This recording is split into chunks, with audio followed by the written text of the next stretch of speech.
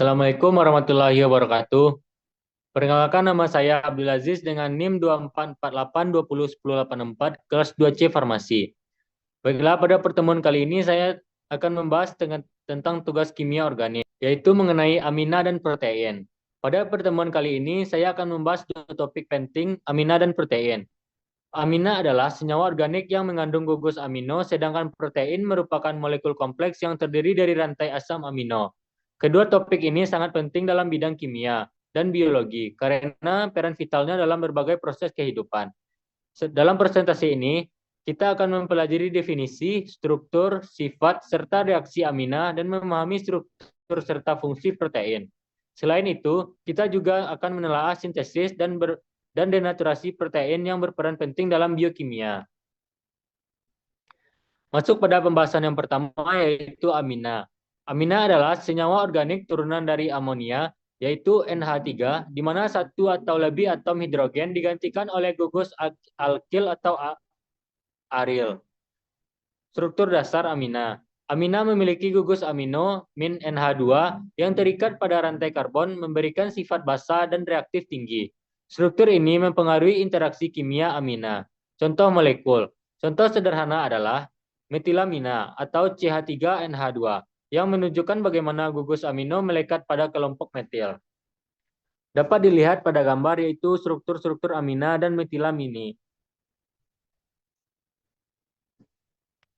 Masuk pada pembahasan klasifikasi amina. Yang pertama yaitu amina primer, mengandung suatu gugus alkil atau aril yang terikat pada nitrogen, misalnya metilamina. Yang kedua yaitu amina sekunder, memiliki dua gugus alkil atau aril terikat pada nitrogen, contohnya detilamina. Amina tersier, memiliki tiga gugus alkil atau aril yang terikat pada nitrogen seperti trimetilamina. Selanjutnya masuk pada sifat fisik dan kimia amina. Yang pertama yaitu sifat fisik. Amina biasanya berbau tajam dan memiliki titik didih lebih tinggi dibandingkan hidrokarbon, sebanding karena adanya ikatan hidrogen. Yang kedua yaitu sifat kimia amina. Sifat basa amina berasal dari pasangan elektron bebas pada atom nitrogen yang dapat menerima proton, relatif terhadap asam dan elektrofil. Kelarutan amina. Amina rendah berat molekul dapat larut dalam air karena bisa membentuk ikatan hidrogen dengan air. Selanjutnya masuk pada reaksi-reaksi penting amina. Yang pertama yaitu reaksi substitusi. Amina dapat bereaksi dengan alkil halida, membentuk amina tersier melalui reaksi substitusi nukleofilik. Yang kedua yaitu reaksi asam basa. Amina bertindak sebagai basa, membentuk garam amonium saat bereaksi dengan asam kuat. Yang ketiga yaitu reaksi akilasi dan acilasi. Amina dapat mengalami akilasi dan asilasi untuk membentuk senyawa yang lebih kompleks dalam sintesis organik. Selanjutnya yaitu protein. Protein yaitu polimer dari asam amino yang berfungsi sebagai molekul fungsional penting dalam makhluk hidup. Struktur dasar protein tersusun dari rantai polipeptida yang merupakan serangkaian asam amino yang dihubungkan oleh ikatan peptida.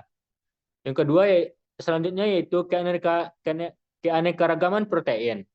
Struktur protein sangat variatif, tergantung pada urutan dan jenis asam amino yang membentuknya, menentukan fungsi biologisnya.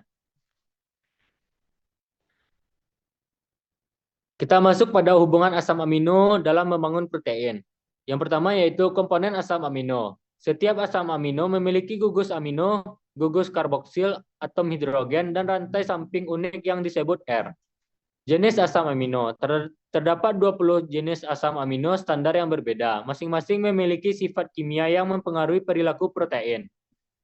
Yang ketiga yaitu peran dalam protein. Urutan asam amino menentukan struktur dan fungsi protein, membuat mereka vital dalam biokimia dan biologi molekuler. Tingkat struktur protein. Yang pertama yaitu struktur primer. Urutan linear asam amino dalam rantai polipeptida. Yang kedua yaitu struktur sekunder. Pengaturan lokal rantai polipeptida seperti helix alfa dan lembaran beta. Yang ketiga yaitu struktur tersier. Konfigurasi tiga dimensi keseluruhan dari satu rantai polipeptida. Yang keempat yaitu struktur kuartener. Interaksi antar rantai polipeptida membentuk protein fungsional kompleks. Masuk pada pembahasan fungsi biologis protein. Yang pertama yaitu sebagai enzim. Protein berfungsi sebagai katalisator dalam reaksi biokimia, mempercepat proses metabolisme. Yang kedua yaitu struktural. Protein memberikan kekuatan dan dukungan pada sel dan jaringan, seperti kolagen pada kulit. Yang ketiga yaitu sebagai transportasi dan penyimpanan. Protein seperti hemoglobin mengangkut oksigen dalam darah, esensial bagi kehidupan. Yang keempat yaitu sebagai regulasi dan sinyal. Protein mengatur proses biologis melalui pengiriman sinyal dan pengendalian aktivitas sel. Selanjutnya masuk pada sintesis protein dan denaturasi. Yang pertama, transkripsi. Proses pengubahan DNA menjadi mRNA di inti sel sebagai langkah awal sintesis protein.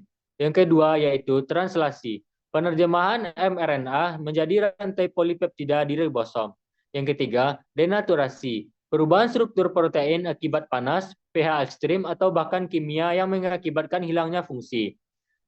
Sintesis protein dan denaturasi adalah proses penting yang mengatur fungsi biologis protein dan respons sel terhadap lingkungan. Baiklah, itulah hasil presentasi saya pada pertemuan kali ini. Jika ada salah dalam pengucapan atau jika salah dalam kata-kata, mohon maaf. Assalamualaikum warahmatullahi wabarakatuh.